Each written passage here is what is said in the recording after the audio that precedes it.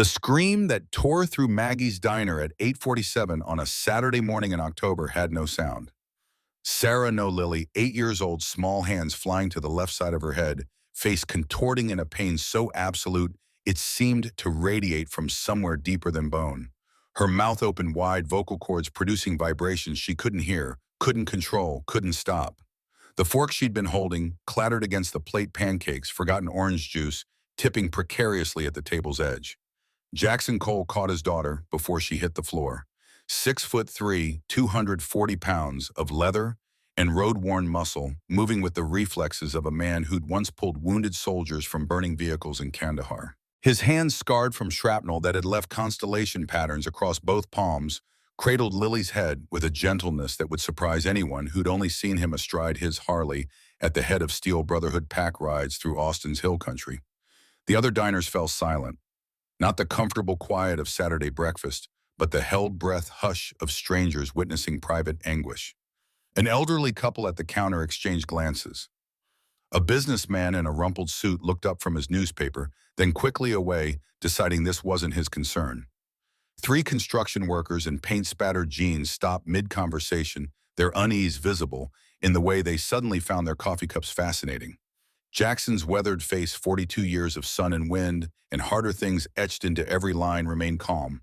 His hands moved through the practice sequence Lily had taught him 5 years ago when she'd first learned American Sign Language at age 3. His fingers formed the words with precision that would have impressed her teachers at the Texas School for the Deaf. "Baby, I'm here. Breathe through it. Count to 10 with me." Lily's small hands, still pressed against her left ear, trembled. Her eyes squeezed shut, tears streaming down cheeks that still held traces of childhood roundness. She tried to sign back, but the pain fractured her concentration. Her fingers formed half-shapes, incomplete words, frustration, compounding agony. Behind the counter, Maya Patel watched. 26 years old, hair pulled back in a practical ponytail, green Maggie's diner apron tied over jeans, and a faded UT Austin sweatshirt. She'd been wiping down the Formica surface with practiced efficiency when Lily's episode began. Now the cleaning cloth hung forgotten in her hand, her dark eyes tracking every detail with an intensity that went beyond casual concern. This was the fourth time Maya had witnessed Lily's pain in 6 months. Every Saturday morning at 8:30, Jackson and his daughter claimed the same corner booth by the window. Same order, chocolate chip pancakes for Lily, black coffee, and wheat toast for Jackson. Same quiet conversation conducted entirely in sign language. Jackson's calloused hands surprisingly graceful as they shaped words, Lily's responses quick and fluid despite her age. And 4 times now Maya had watched Lily's face transform mid-meal. 4 times she'd seen the little girl's left hand fly to her left ear. 4 times she'd noted the specific angle, roughly 45 degrees, that Lily tilted her head as if trying to relieve pressure from some invisible weight lodged deep inside her skull. The consistency nagged at Maya. Her nursing training, 3 years completed before she dropped out to care for her dying mother, had instilled certain habits.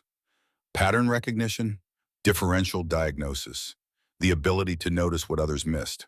Her professors at UT Austin's nursing school had praised this quality, though they'd couched it in more academic terms. Exceptional observational acuity and intuitive diagnostic reasoning appeared in her file alongside the incomplete notation that had haunted her for 3 years now. Lily's breathing began to slow. Jackson's hands continued their steady signing, a litany of comfort and presence. His face remained composed, but Maya caught the tightness around his eyes, the way his jaw clenched almost imperceptibly. This man, president of Steel Brotherhood Motorcycle Club, owner of Cole's Custom Cycles on East Riverside Drive, veteran of 3 combat deployments to Afghanistan between 2008 and 2012, looked more afraid watching his daughter's pain than he probably had facing down Taliban insurgents in Helmand Province. Maya knew Jackson's story the way everyone in this part of Austin knew it.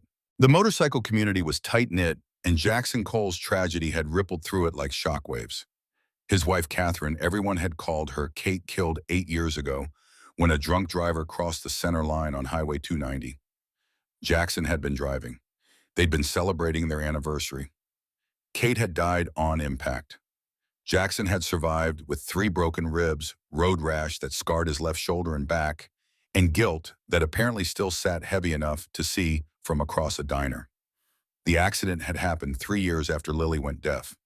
Maya had pieced that timeline together from overheard conversations, from the way Maggie, the diner's owner and unofficial historian of her regulars' lives, would share information with the comfortable authority of someone who'd been serving eggs and coffee in this neighborhood for 35 years. Lily's episode was subsiding now, 10 minutes from onset to the gradual relaxation of her small frame. Jackson eased her upright, checking her face with the methodical thoroughness of someone who'd done this too many times. His fingers moved again. Better? Lily nodded, exhaustion clear in every line of her body. Her fingers shaped a response. Hurts less now, sorry. Jackson's face cracked slightly, pain bleeding through his careful control. His hands moved. Never apologize. Not your fault. Never. But Maya saw something else in Jackson's expression. Something that went beyond a father's helpless anguish watching his child suffer. There was guilt there, deep and old and possibly misplaced, but no less consuming for that. Maya recognized it because she'd seen the same look in her own bathroom mirror for 8 months after her mother died. The look of someone convinced they should have done more, been better, somehow prevented the unpreventable. The diner's normal rhythm resumed gradually. The elderly couple returned to their scrambled eggs. The businessman rattled his newspaper. The construction workers picked up their conversation about the job site in Round Rock, their voices carefully not acknowledging the small drama at the corner booth. Maya's hand tightened on the forgotten cleaning cloth. She'd been a waitress for 3 years. 3 years since she'd walked away from nursing school with 1 year remaining, $47,000 in student debt and no degree to show for it. 3 years of watching her observational skills, that exceptional acuity her professors had praised, slowly atrophy from disuse. What good was noticing patterns if you couldn't do anything with the information? But this pattern bothered her, had been bothering her for months now, building into an insistence she couldn't quite shake. She thought about her nephew, her brother's son, who'd spent 3 months at age 4 complaining of ear pain. 2 doctors had found nothing wrong. Her brother and sister-in-law had been ready to write it off as attention-seeking behavior. Maya had been playing with the boy one evening, using her phone's flashlight to make shadow puppets on the wall, when the light had caught at the wrong or right angle into his ear canal. She'd seen something, small, round, waxy, not earwax though, wrong color, wrong texture. She'd insisted her brother take the boy to a third doctor, specifically requesting someone look at a very precise angle and depth. The pediatrician had found a small plastic bead from a broken toy lodged so deep and covered in so much accumulated wax that it had perfectly mimicked the appearance of normal ear canal anatomy. The extraction had taken 15 minutes. The boy's behavioral ear pain had vanished immediately. Maya remembered the pediatrician's words. Good catch. Another month and this could have caused real damage. How did you spot it? She'd shrugged, embarrassed by the attention. I just noticed the way he always tilted his head. Same angle every time. Now watching Lily Cole-sign tiredly to her father while picking at pancakes she clearly no longer wanted, Maya felt that same nagging insistence building in her chest. The same angle every time. Always the left ear. Always that specific 45-degree tilt. Jackson was signing something about heading home, about Lily resting, about maybe calling the doctor again on Monday. Maya watched Lily's response, reading the resignation in the child's small shoulders. The girl had probably heard, or not heard, rather some version of that promise dozens of times.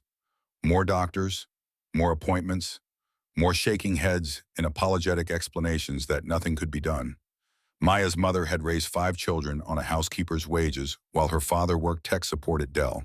Maya had been the youngest, the observer, the one who'd learned to read moods and anticipate needs as a survival mechanism in a chaotic household where attention was a limited resource distributed among too many claimants. She'd learned to notice which sibling was in a bad mood before they snapped. She'd learned to see when her mother was truly sick versus just tired. She'd learned to detect the warning signs of her father's stress before it boiled over into shouting. Those skills had made her an excellent nursing student. Her clinical instructors had marveled at her ability to walk into a patient's room and within minutes identify problems that weren't in the chart. The way Mrs. Rodriguez's breathing had changed half a day before her pneumonia showed up on x-rays. The subtle facial asymmetry that suggested Mr. Thompson was having a stroke even though his symptoms were mild and he kept insisting he was fine. The pattern of bruises on a 7-year-old's arms that made Maya quietly pull her supervising nurse aside to discuss possible abuse. But none of that mattered after her mother's pancreatic cancer diagnosis. Stage 4. 6 to 12 months, the oncologist had said. Though Maya had seen the truth in the doctor's eyes, 6 months was optimistic. Her mother had lasted 8, and Maya had been there for every one of them.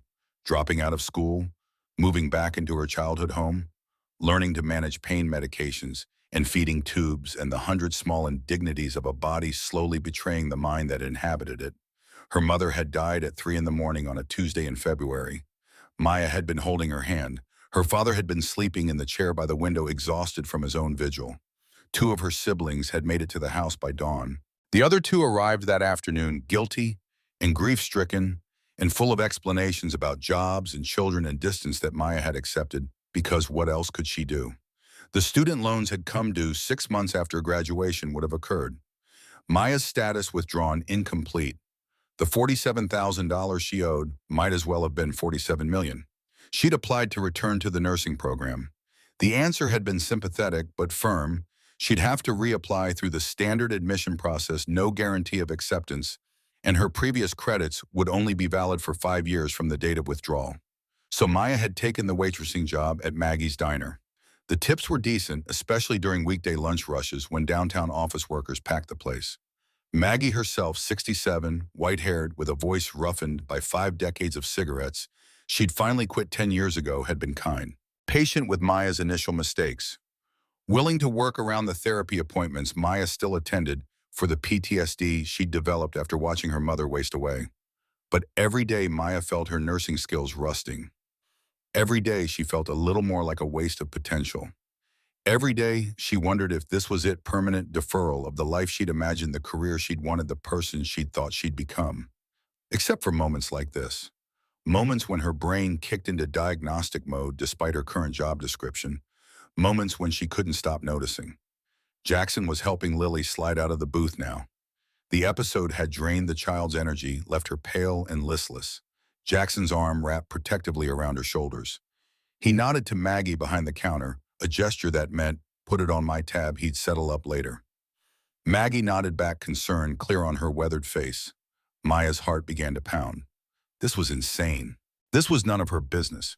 This was exactly the kind of overstepping that got waitresses fired and possibly accused of much worse. She wasn't a nurse. She had no credentials. She had no right to insert herself into this family's private medical situation. But that angle, that consistent, specific angle, and the fact that 23 specialists, Jackson had mentioned the number once to Maggie, his voice hollow with defeat, had apparently looked at Lily's ears and found nothing. Had they looked from that angle, had they examined her while she was actively tilting her head that precise way, had anyone noticed the pattern? Maya's hands were moving before her brain caught up with the decision. She untied her apron, draped it over the coffee station, and crossed the diner floor. The distance from the counter to the corner booth felt infinite and instantaneous. Maya's pulse hammered in her ears. She could feel every eye in the diner tracking her movement, could sense Maggie's confusion, could see Jackson's posture shift as he noticed her approach. She stopped at the edge of the booth. Jackson looked up, his face settling into polite neutrality, the kind of expression that said he appreciated her work, enjoyed her service, but wasn't interested in conversation beyond the transactional. Up close, his eyes were striking pale blue, made paler by contrast with sun-weathered skin. Combat veteran's eyes, always tracking, always assessing. Maya's voice came out steadier than she'd expected. "Mr. Cole, I'm so sorry to interrupt." Jackson's shoulders tensed incrementally. His arm tightened around Lily. The protective instinct was automatic, ingrained. Maya registered it and took a half step back, making herself smaller, less threatening. "I've been serving you both for 6 months now. I've seen Lily have these episodes 4 times. Jackson's expression didn't change, but something shifted behind his eyes. Wariness. The beginning of anger, perhaps. His voice came out flat, and Maya forced herself to maintain eye contact. "I've noticed something about the pain. It's always the left ear, always. And Lily always tilts her head the same way when it happens. Roughly 45 degrees. Jackson's jaw tightened. "You've been watching my daughter." The accusation landed like a slap. Maya's face heated. Not watching. Noticing. There's a difference. See, I was a nursing student. I dropped out to care for my mother, but I notice patterns. And Lily's pain has a very specific pattern. Lily had been watching Maya's lips reading the words. Her small hand tugged on Jackson's vest. She signed something quick and fluid. Jackson glanced down, his expression softening for a moment, before hardening again as he looked back at Maya. "My daughter says you're the nice waitress who always remembers she likes extra syrup." Maya managed a small smile. "I do remember." Jackson's expression didn't thaw. "I appreciate your concern, but Lily has seen 23 specialists, audiologists, ENTs, neurologists. We've been to Mayo Clinic, Johns Hopkins, Stanford. Everyone says the same thing. Profound bilateral sensor and neural hearing loss cause unknown chronic ear pain, secondary to the condition, nothing to be done. 23. Maya had heard the number before, but hearing it stated so baldly with such weary finality made her realize the depth of this man's exhaustion. 8 years, that's how long Lily had been deaf, according to diner gossip. 8 years of doctor's appointments. 8 years of hope deferred. 8 years of watching his daughter suffer while experts told him there was nothing to be done. Maya took a breath. "Mr. Cole, I understand, and I know I'm just a waitress. I have no credentials, no authority. But I worked 3 years toward a nursing degree. I did clinical rotations in pediatrics. And I've seen something like this before." Jackson's eyes narrowed. "Seen what?" "My nephew had a bead stuck in his ear for 3 months. 2 doctors missed it because it was deep in the canal covered in wax, and it looked exactly like normal ear anatomy at the wrong angle. I spotted it by accident." "A bead?" Jackson's voice carried flat disbelief. "A small plastic bead from a broken toy.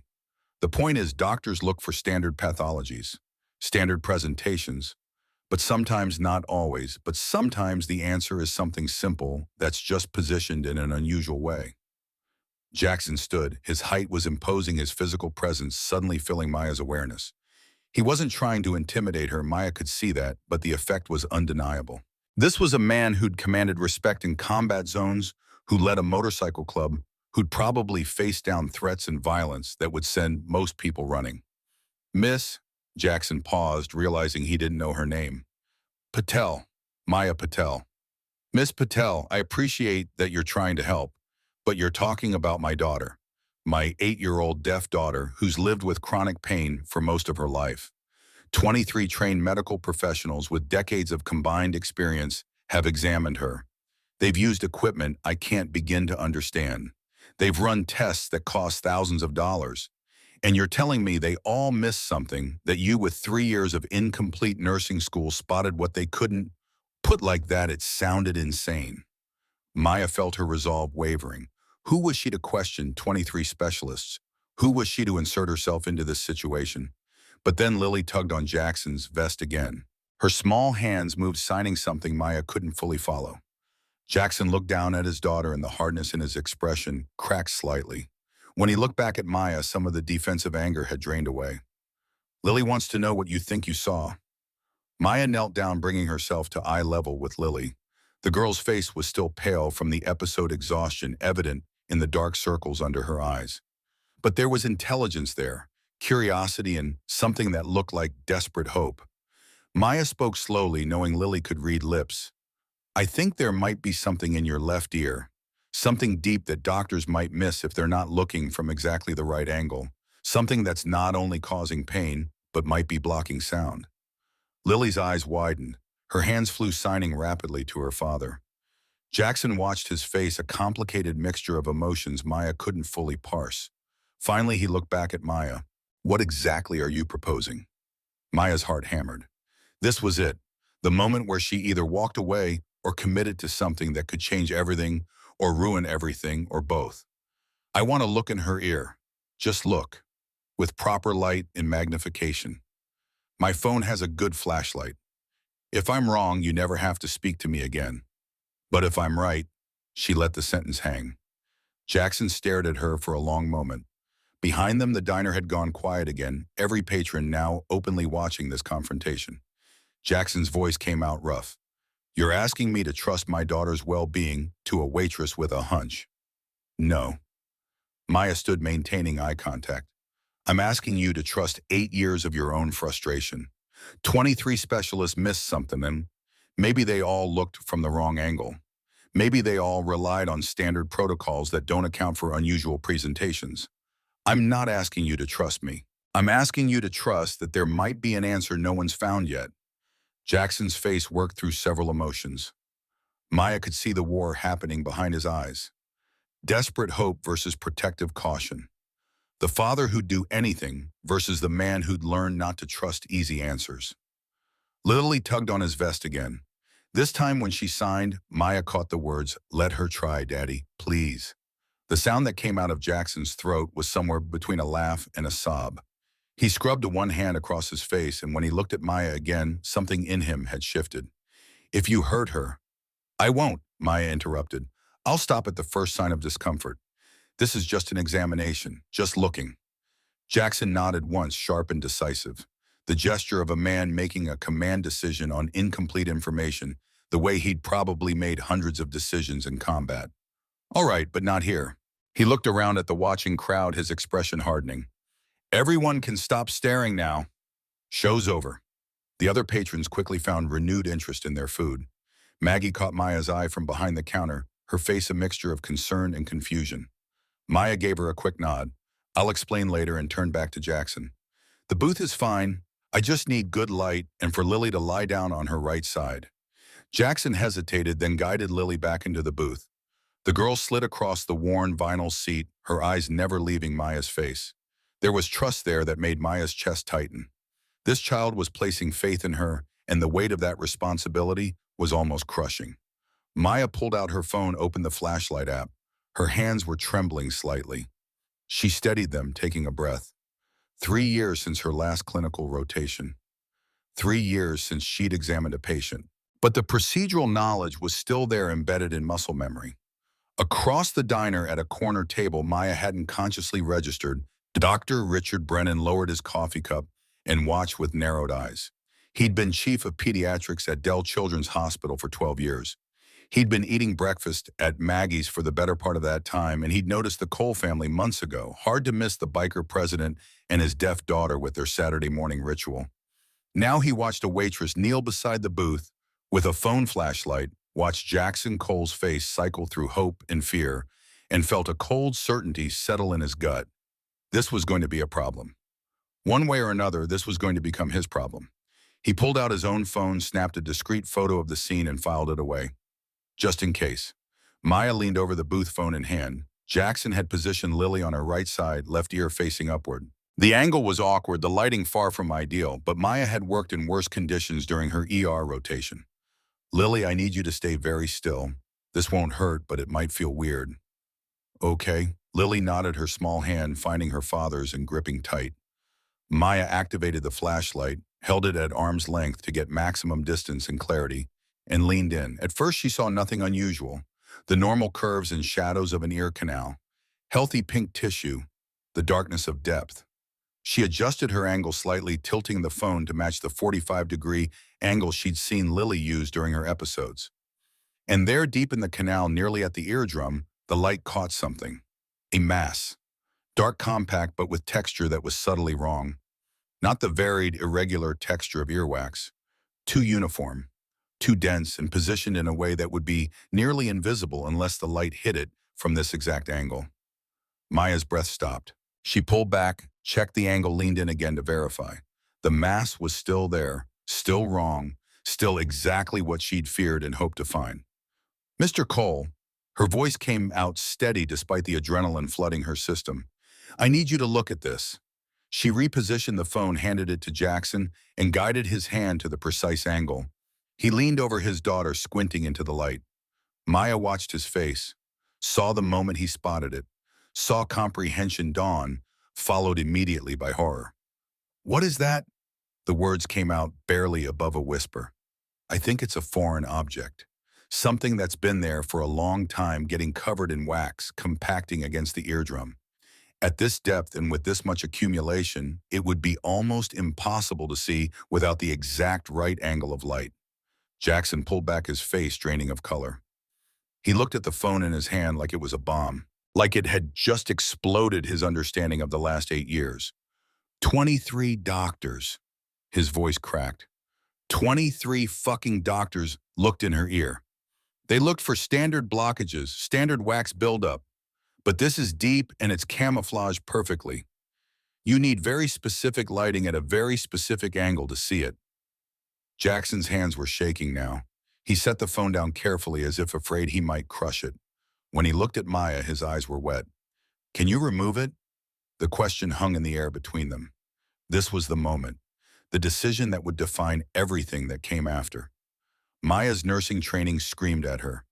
This required sterile technique, proper instruments, medical supervision, an ENT specialist in a clinical setting. What she was about to propose was borderline insane, possibly illegal, and definitely dangerous. But Lily was looking at her with those trusting eyes. And Jackson was looking at her with the desperate hope of a man who'd been told for 8 years that nothing could be done. And Maya thought about her nephew, about the 15-minute extraction that had ended months of pain, about the pediatrician's words, good catch. I believe I can, she said carefully. But Mr. Cole, I need you to understand something. This is delicate. If I do it wrong, if I push the object deeper, or if I damage the eardrum, I could make things worse. Much worse. We should really go to an ENT specialist right now. Jackson's jaw set. No. Maya blinked. I'm sorry. By the time we get an appointment, drive to the hospital, wait to be seen, that's hours. And Lily's pain subsides after episodes. By the time we're in front of a doctor, she'll be out of acute distress, and they'll tell us to come back if it happens again. I've lived this cycle for 8 years. He leaned forward, his pale blue eyes intense. You saw what 23 specialists missed. You spotted it in 6 months of Saturday breakfast. And you're telling me we should trust the same system that failed us every single time. I'm telling you I don't have credentials. I'm telling you if this goes wrong, I could be charged with practicing medicine without a license. You could be charged with child endangerment. I'm telling you this is not how this should be done. But you can do it. It wasn't quite a question. Maya looked at Lily, who was watching this exchange with growing understanding. The girl's hand moved, signing to her father. Jackson nodded, then looked back at Maya. Lily says the pain today was worse than usual. She says she trusts you. And honestly, Miss Patel, so do I, because you did something no one else did. You paid attention. Maya's throat tightened. Her mother's voice echoed in her memory, something she'd said during one of the last good days before the morphine made coherent conversation impossible. Beta, you have a gift. Don't waste it. Use it to help people. I need tweezers with rubber tips, Maya heard herself say. Water. And everyone needs to stay very, very still. Maggie appeared beside the booth as if summoned. The older woman's face was creased with concern, but her voice was steady. First aid kits behind the counter. Medical-grade tweezers in there. I keep them for splinters and such. What else do you need? Beth, Maya called to the other waitress, a woman in her 40s who'd been serving coffee and watching the drama unfold. Can you hold my phone? I need steady light at a precise angle. Beth hurried over, her face a mixture of fear and excitement. Whatever you need. Jackson repositioned Lily, his large hands gentle, as he arranged his daughter on the booth bench. Lily's small hand gripped his knuckles white. She signed something quick. Jackson's response was just as swift, but Maya caught the shape of it. I love you. We're going to fix this. The tweezers Maggie brought were perfect rubber-tipped surgical grade, the kind designed for foreign object removal. Maya sanitized them using the diner's bleach water solution, washed her hands 3 times at the kitchen sink, and took several deep breaths to center herself. This was insane. This was the kind of reckless decision that ended careers and resulted in lawsuits. But Lily was looking at her with those trusting eyes, and Jackson was looking at her with desperate hope, and Maya's hands were steady as she positioned herself beside the booth. Lily, this might feel strange. If it hurts, if anything feels wrong, you move your hand. Just one movement, and I stop immediately. Understand? Lily nodded, her expression solemn. 8 years old and already carrying the gravity of someone who'd learned too young that life involved pain.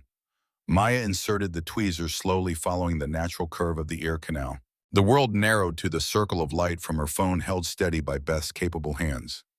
Millimeter by millimeter. The mass was deep positioned right against the tympanic membrane. One wrong move, and she'd rupture the eardrum cause permanent damage make everything worse. Sweat beaded on her forehead. Her hand was rock steady, guided by muscle memory from countless clinical procedures. The tweezers made contact with the mass. She felt resistance, years of compacted material held in place by the very anatomy meant to protect it. Maya adjusted her grip, found purchase on what felt like the edge of something solid beneath the wax. She began to pull infinitesimally slowly, working the object loose from where it had been lodged for years. The ear canal walls were delicate. Any excess pressure could cause tearing, bleeding, infection. Lily whimpered once. Maya froze immediately, the tweezers motionless. Lily. The girl's hand didn't move. After a moment, she signed to her father with her free hand. Jackson's voice was tight. She says, keep going. It feels weird but doesn't hurt. Maya continued. The object was moving now, sliding fractionally through the canal as she maintained steady, even pressure. Centimeter by centimeter. The accumulated wax came with it, years of buildup, sliding past delicate membranes. Time stopped meaning anything. Maya's universe contracted to the tweezers in her hand, the resistance against the tips, the slow emergence of something that had been hidden for most of Lily's life. And then 90 seconds after she'd begun, though it felt like hours, the object came free. Maya held it up to the light. Beth's sharp intake of breath echoed around the diner. Jackson made a sound somewhere between a sob and a laugh, and Maya stared at what she'd extracted. A small foam earplug, adult size, the kind people used for sleeping, completely encased in darkened, compacted earwax. The foam was orange underneath, the wax compressed to roughly the size of a large pea. It had been lodged deep against Lily's eardrum for what must have been years, blocking sound transmission and causing chronic pressure and pain. That's... Jackson's voice broke. He took the tweezers from Maya's hands, staring at the object like it was something from another planet. That's mine. That's my earplug. His face went through a series of transformations. Confusion, comprehension, horror, guilt so profound it was almost physical. I keep them in my garage, on the workbench. Orange container. I use them when test riding bikes because the engines are loud. 8 years ago, I lost a pair. Thought I'd dropped them on a ride, but Lily... He looked at his daughter, who was lying very still, her eyes wide and confused. She was 2. She was always in the garage with me, always getting into things. She must have found it. Put it in her ear. The mathematics of guilt were calculating themselves across Jackson's face. She went deaf right after her 2nd birthday. Started complaining about ear pain within months. We thought it was connected to the hearing loss. We told doctors about the pain. They examined her ears, found nothing because they were looking from the wrong angle at the wrong depth. He looked at Maya, and the devastation in his eyes was almost unbearable to witness. My daughter has suffered for 8 years. 8 years, because I left an earplug where a toddler could reach it. Maya wanted to say something comforting, wanted to tell him it wasn't his fault that he couldn't have known. But before she could speak, Lily's hand flew to both her ears. The girl's eyes went wide, wider than wide. Her mouth opened in shock. She sat bolt upright in the booth, her small hands pressing against both sides of her head like she was trying to block out something overwhelming. Jackson's hands moved frantically in sign language. What's wrong? Does it hurt? Lily, talk to me. But Lily wasn't looking at his hands. She was staring at the diner around her, at the fluorescent lights humming overhead, at the traffic passing outside the window, at her father's face. Her expression cycled through confusion, wonder, terror, amazement. And then in a voice rusty from 8 years of speaking words she couldn't hear, Lily whispered, "Daddy." The word came out perfectly shaped by years of speech therapy, but spoken with the wonder of someone hearing her own voice for the first time in conscious memory. Jackson froze. Maya's hand flew to her mouth. Beth made a strangled sound, and Maggie, watching from behind the counter, started crying openly. "I can hear," Lily said louder, now her voice breaking with emotion. "Daddy, I can hear you. I can hear me. I can hear everything." Jackson pulled his daughter into his arms with a force that might have been crushing if Lily had cared.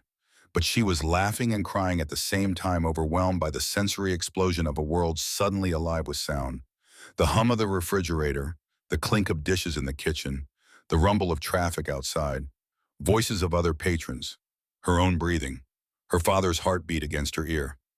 "Everything is so loud," Lily said, pulling back to look at her father's face. "Is it always this loud?"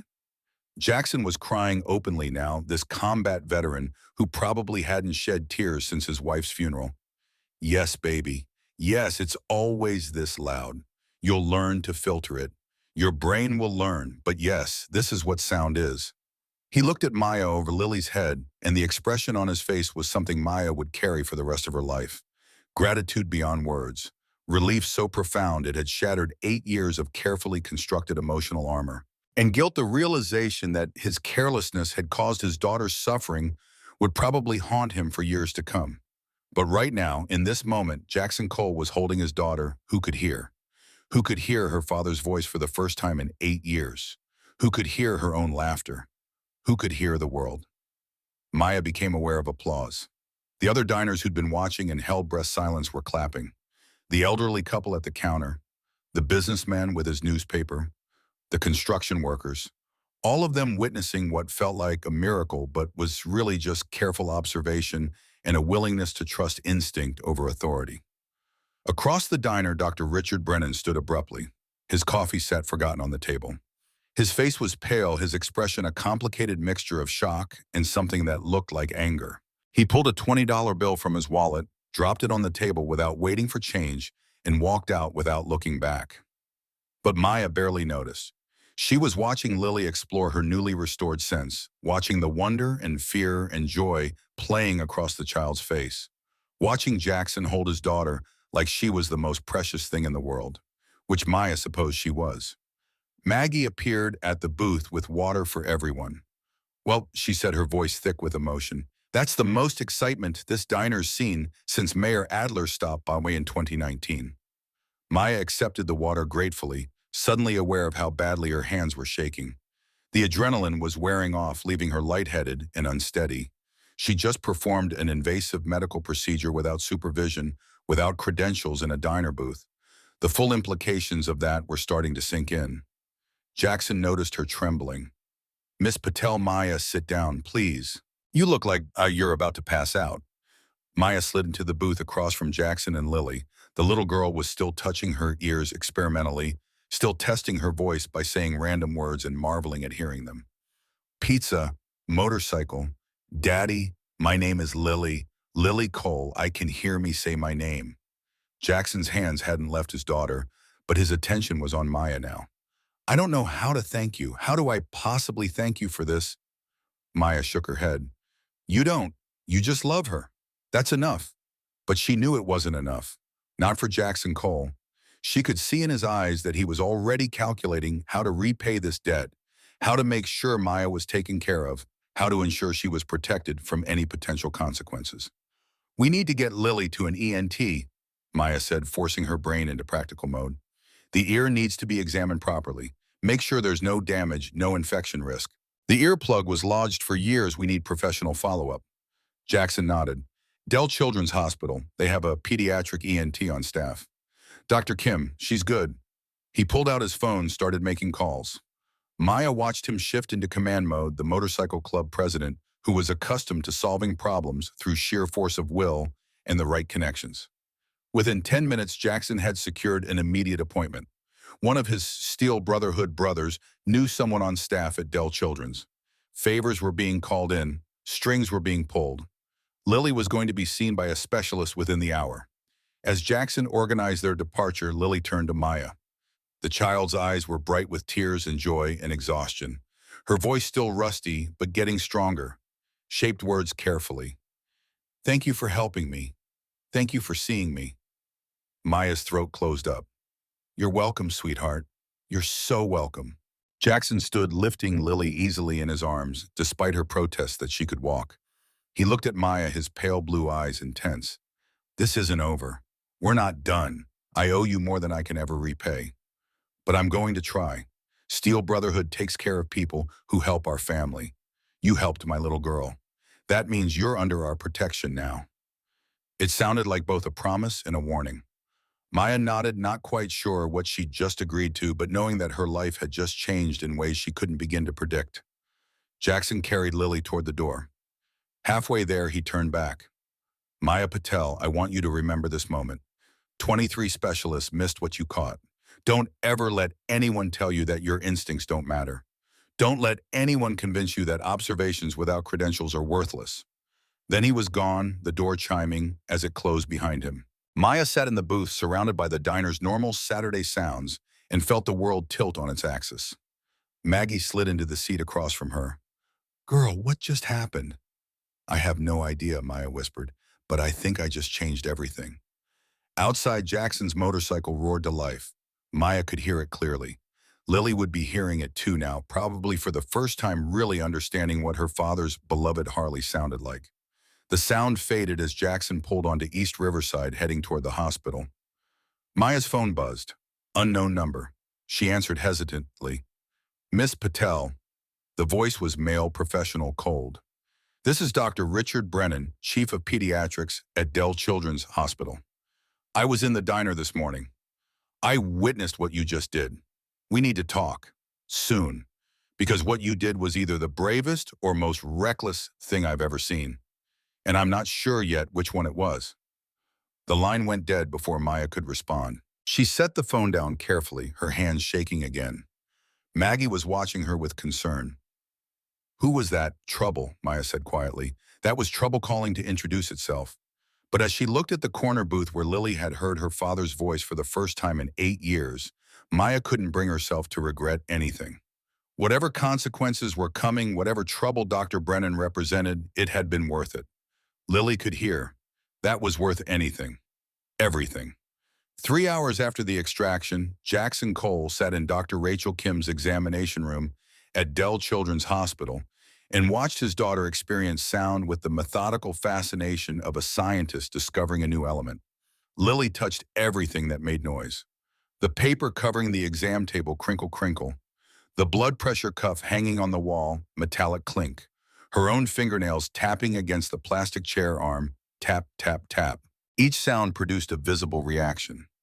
Sometimes wonder, sometimes fear, always overwhelming. Dr. Kim had gray threading through her black hair, wire-rimmed glasses perched on a nose that suggested too many years reading charts under fluorescent lights. She'd been an ENT specialist for 15 years, had examined thousands of ears, and currently stood with an otoscope in her hand, looking like someone had just shown her evidence that gravity worked backwards.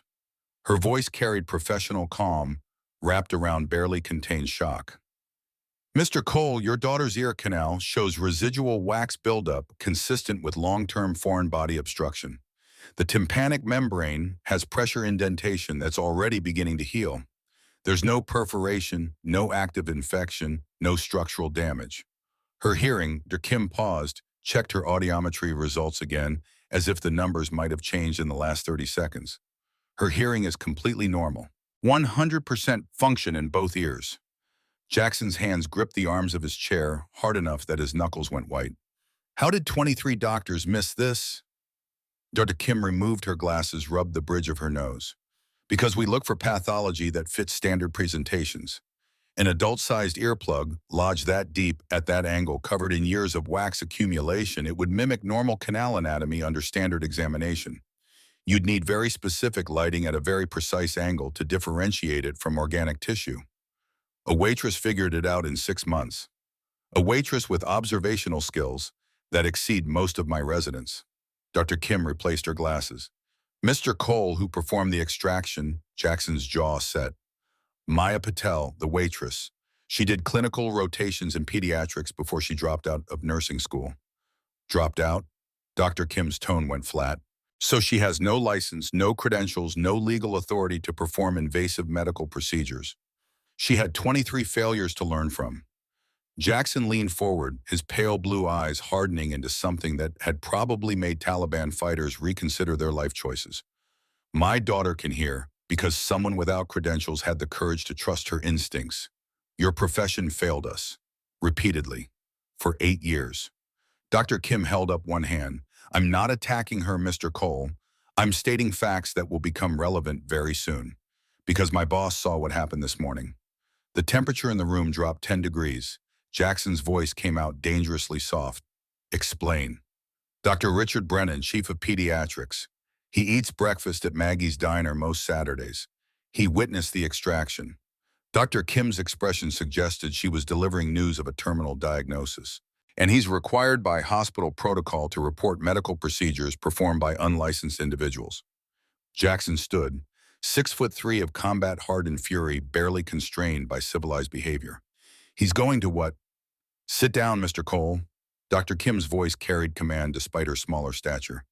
Getting angry at me won't help. I'm trying to warn you. Dr. Brennan is difficult. He's brilliant, accomplished, and absolutely rigid about medical protocols. What your friend did this morning violated about 14 different regulations. What my friend did saved my daughter. I know. Dr. Kim's voice softened. I've reviewed Lily's medical history. I've seen the reports from Mayo Hopkins Stanford. They all missed it. Miss Patel found it. That's extraordinary, but it's also legally problematic. Lily, who'd been exploring the acoustic properties of tongue depressors against the metal sink, looked up. She'd been reading lips. 8 years of practice didn't vanish just because sound had returned. Her small voice, still rough from disuse but gaining confidence, cut through the tension. Is Maya in trouble because she helped me? Jackson's face softened immediately. He knelt beside his daughter's chair. No, baby, no. Daddy's going to make where Maya's protected. I promise, Richard. But over Lily's head, Dr. Kim's expression said, you can't promise that. The examination room door opened without knocking. A man in his early 50s entered, expensive suit, salt and pepper hair, styled with precision, the kind of face that photographed well for hospital promotional materials. His eyes were sharp behind rimless glasses, taking in the room with the assessment of someone accustomed to command. Dr. Kim's posture shifted subtly, not quite military attention, but close. Dr. Brennan, I wasn't expecting you. I wanted to examine the patient myself. Brennan's voice was cultured, educated, absolutely certain of its authority. His gaze moved to Lily. Young lady, I'm Dr. Brennan. I'd like to look in your ears. May I? Lily glanced at her father. Jackson's expression had gone carefully neutral, but his body language screamed danger. Still, he nodded permission. Brennan's examination was thorough, professional, and conducted in complete silence.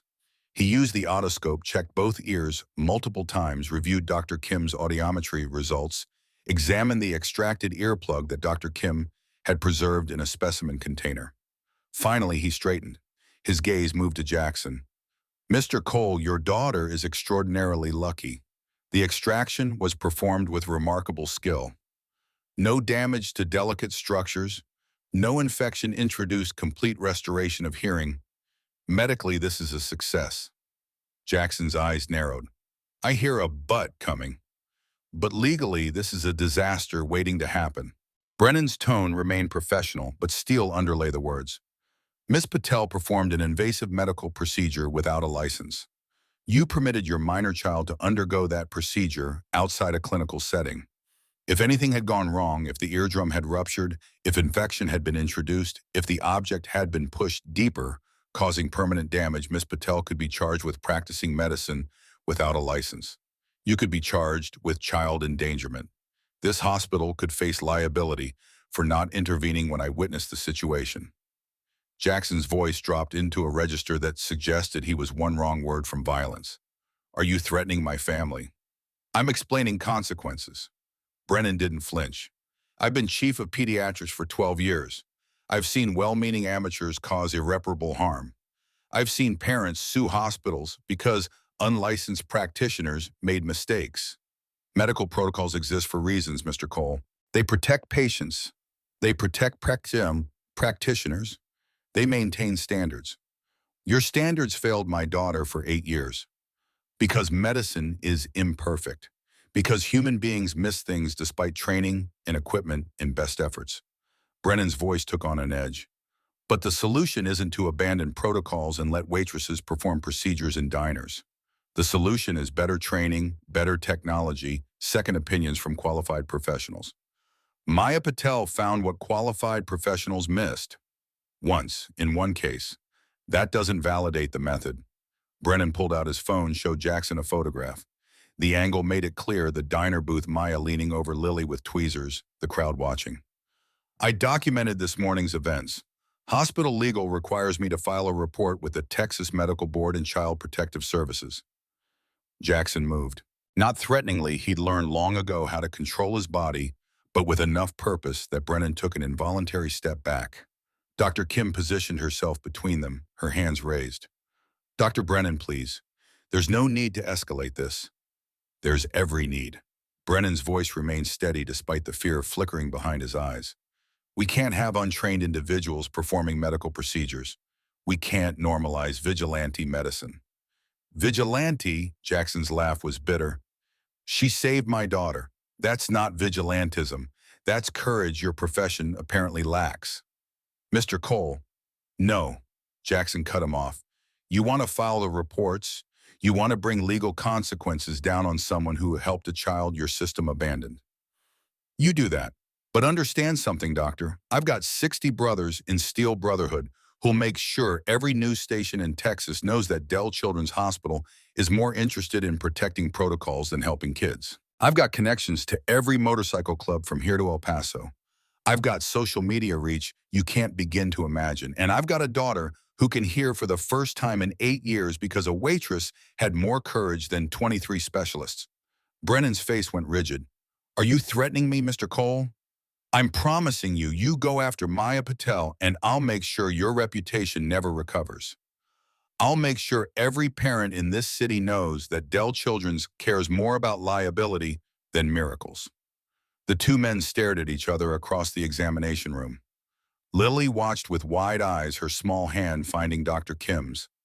The ENT specialist looked torn between professional loyalty and personal conviction. Finally, Brennan spoke, his voice ice cold. Dr. Kim, I want weekly follow-up examinations on this patient for 2 months.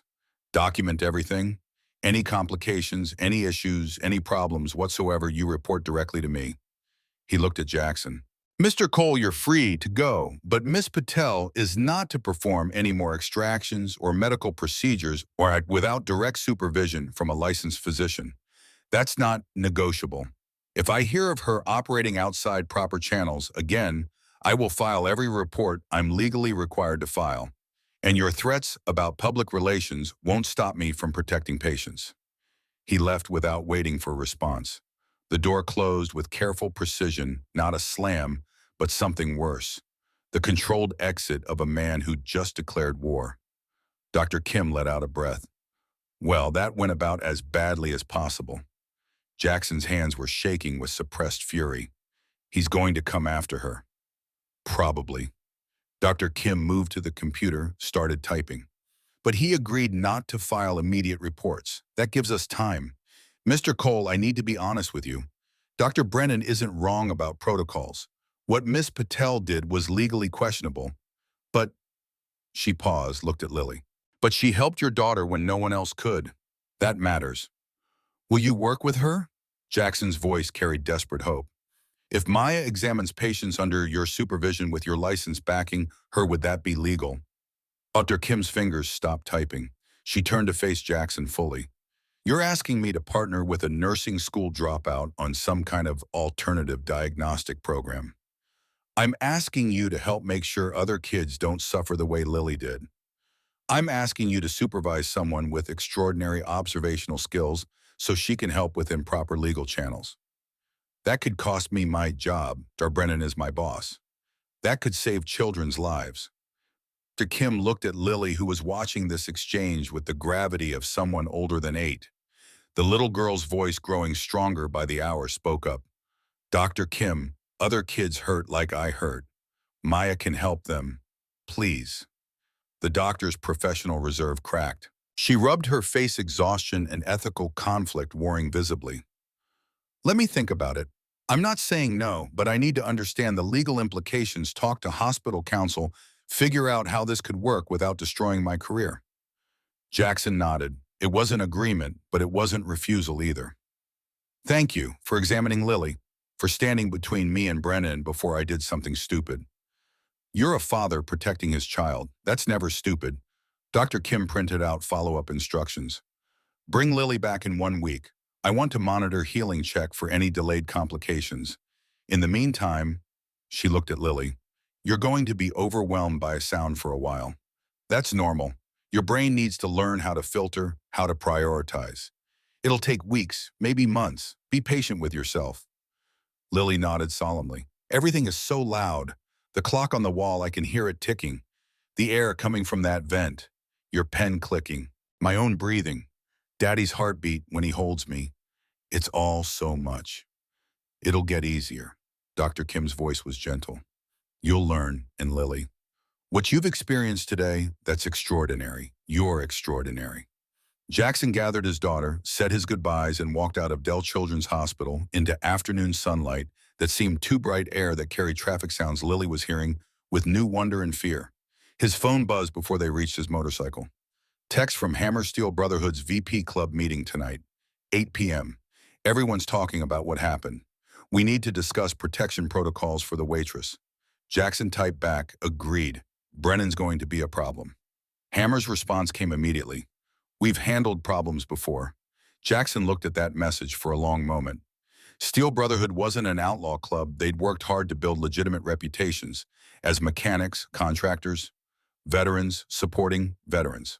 But there were still members who remembered rougher days, who had skill sets that extended beyond motorcycle repair. He deleted Hammer's text without responding. Whatever protection Maya needed, it had to stay legal. Lily could hear now. He wasn't going to risk his daughter's future by dragging Steel Brotherhood into something that could bring federal attention. But he was going to protect Maya, somehow. His phone buzzed again. Different number. Maya's voice was tight with barely controlled panic. Mr. Cole, I just got a call from Dr. Richard Brennan. He says we need to talk. He says what I did could get me arrested. He says, where are you? Jackson's voice cut through her rising panic. Maggie's. I'm still at the diner. I couldn't go home.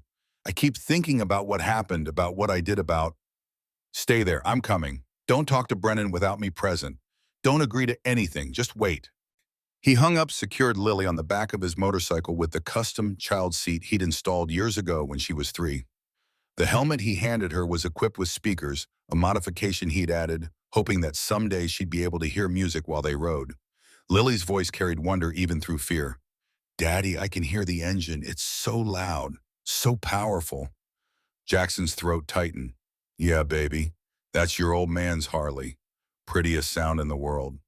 He drove carefully through Austin traffic, hyper-aware of his precious cargo. Every pothole, every sudden stop, every lane change calculated and controlled. Lily's arms wrapped around his waist, her small body pressed against his back. At a stoplight, she spoke again. Daddy, is Maya going to be okay? That doctor sounded angry. Maya's going to be fine. I'm going to make sure of it. Promise. Jackson thought about Brennan's cold threat, about hospital lawyers and medical boards, and systems designed to crush anyone who stepped outside prescribed lines. He thought about combat promises made to dying soldiers, promises he couldn't keep, words that haunted him still. But he looked at his daughter in the motorcycle mirror, her face visible through the helmet visor, her eyes trusting absolutely, and made the promise anyway. I promise, baby. Maya helped us. Now we help her. Maggie's diner was quiet when they arrived. The lunch rush had ended, the dinner crowd hadn't started. Maya sat in the same corner booth where she'd extracted the earplug, her hands wrapped around a coffee cup that had gone cold. She looked up when Jackson and Lily entered. Relief and fear warred across her face. I'm so sorry. I should have thought about legal consequences.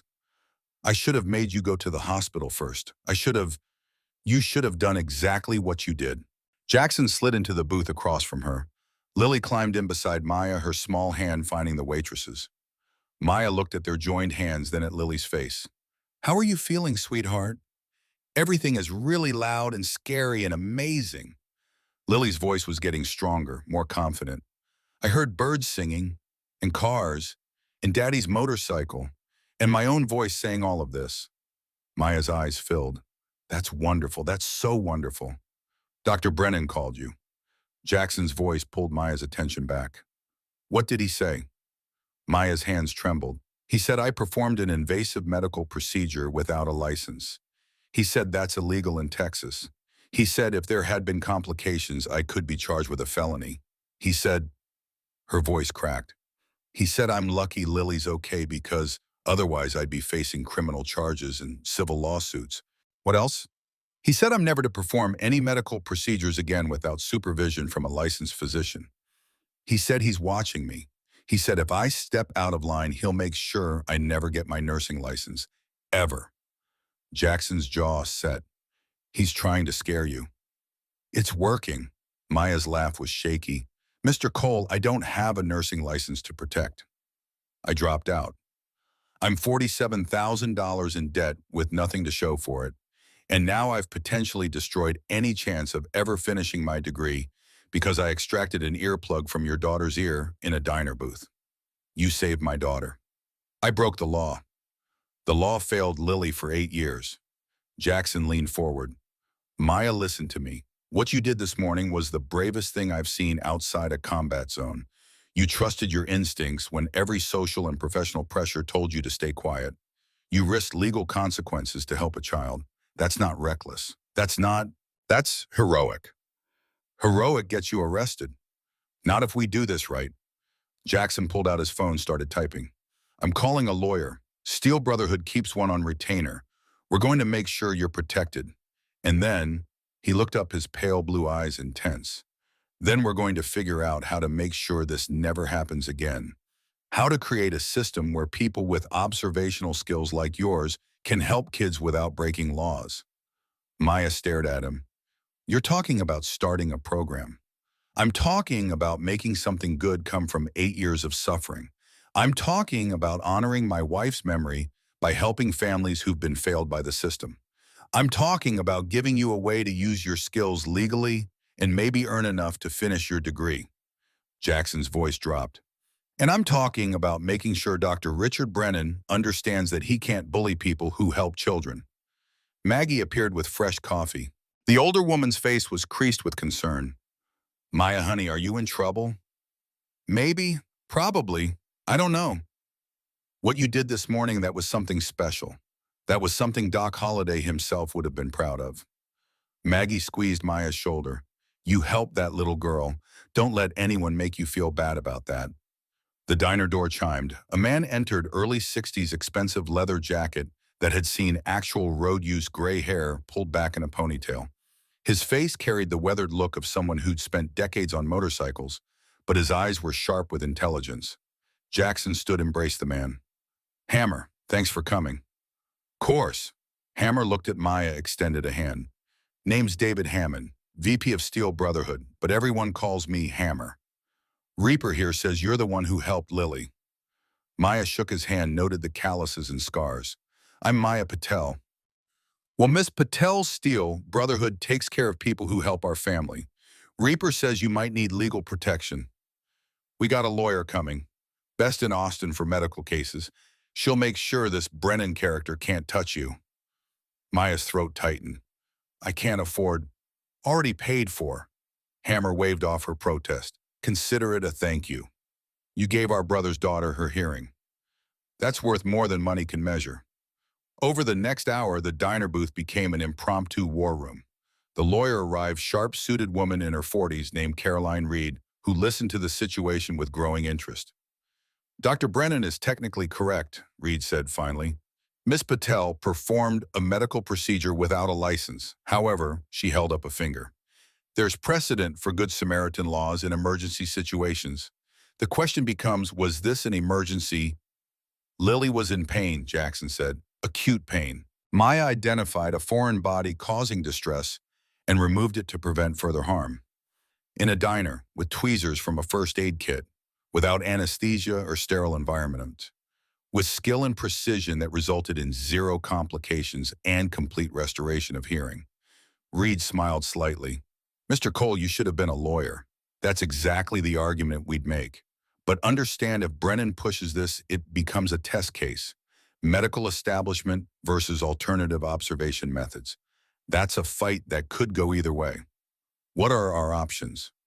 Best case, Brennan decides the publicity risk isn't worth it and backs off. He agreed not to file reports immediately, which suggests he's at least considering consequences. Reed looked at Maya. You could agree to his terms. Don't perform any more procedures without supervision. Work within the system. And worst case, he files complaints with the Medical Board and Child Protective Services. Miss Patel gets investigated, possibly charged with practicing medicine without a license class, a misdemeanor in Texas up to a year in jail and $10,000 fine. Mr. Cole gets investigated for child endangerment. Lily potentially gets interviewed by CPS. Lily, who'd been quietly listening to this entire conversation, spoke up. That's not fair. Maya helped me. She made the hurting stop. Why would she go to jail for that? Reed's expression softened. Because adults created rules to protect children, honey. Sometimes those rules work. Sometimes they get in the way of helping.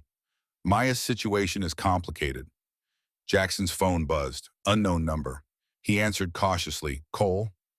Mr. Cole, this is Dr. Rachel Kim. I've been thinking about what you asked, about supervising Miss Patel, and she paused. I'd like to meet with her.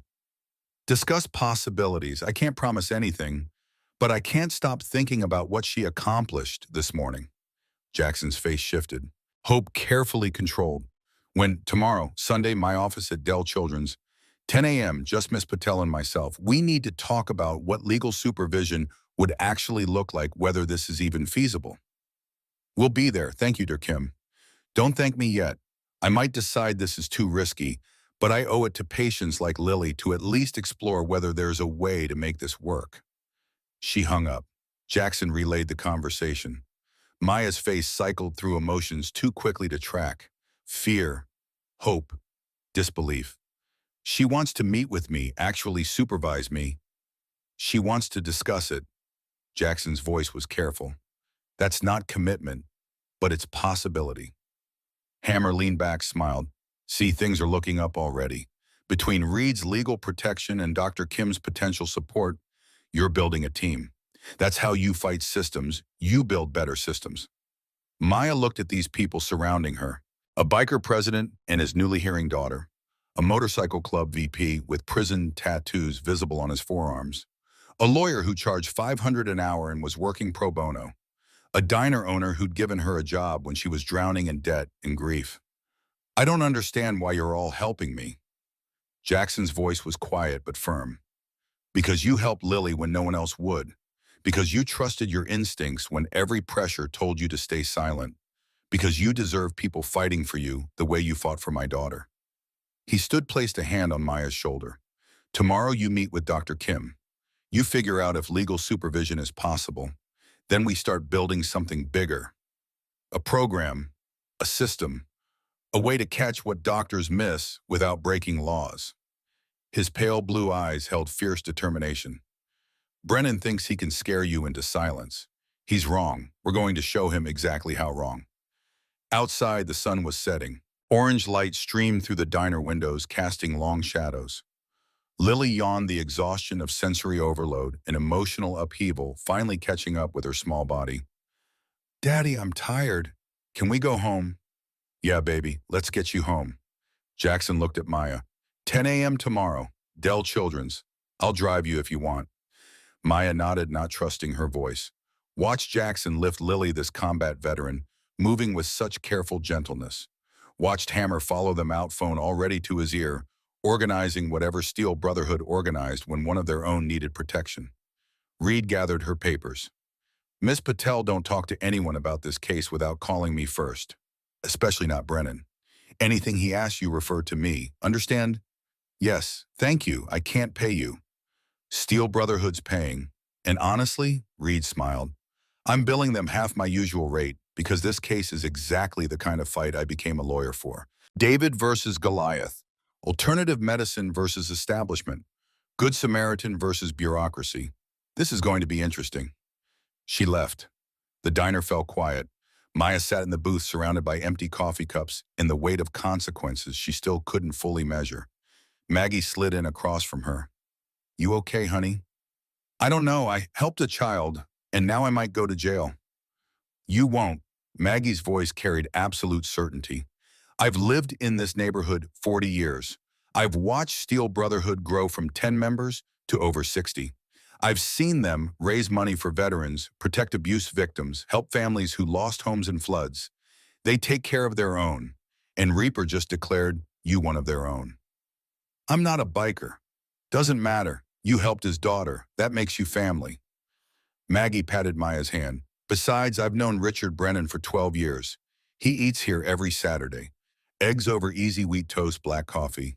He's brilliant and rigid and absolutely terrified of anything that challenges his authority. But he's not stupid. You helped a child his hospital couldn't help. That's embarrassing. He'll push back because that's what he does. But he's also smart enough to know when to fold. Maya wanted to believe that, wanted to believe this would somehow work out. But she couldn't shake the image of Brennan's cold eyes, his controlled threat, his absolute certainty that rules mattered more than results. Her phone buzzed. Text from unknown number. This is Dr. Kim. I wanted you to have my direct number. Tomorrow's meeting, come prepared to explain your observational method. How you noticed the pattern. What made you look from that specific angle? I need to understand your diagnostic process. See you at 10, Maya stared at the message. Diagnostic process. Like she was a professional. Like her observations mattered. She typed back, thank you. I'll be ready. That night, Maya couldn't sleep. She lay in her small apartment. One-bedroom bills piled on the kitchen counter. Student loan statements she couldn't bear to open, and replayed the day in obsessive detail. Lily's silent scream, Jackson's desperate hope. The resistance of compacted wax against tweezers. The moment the earplug came free. Lily's first word, daddy, and Brennan's threat. Cold, professional, absolute. Maya had spent 3 years invisible. 3 years serving coffee and pancakes. 3 years watching her nursing skills atrophy. 3 years believing she'd wasted her education, her mother's sacrifice, her own potential. Now suddenly she was visible. Noticed. Potentially valuable or potentially criminal, depending on whose judgment prevailed. The weight was crushing. But beneath the fear, something else stirred. Something that felt like purpose. Like maybe her mother's death and her dropout status and her 3 years of waitressing had been preparation for this exact moment, this exact choice, this exact fight. Her phone buzzed at 2 a.m. Text from Jackson. Can't sleep either.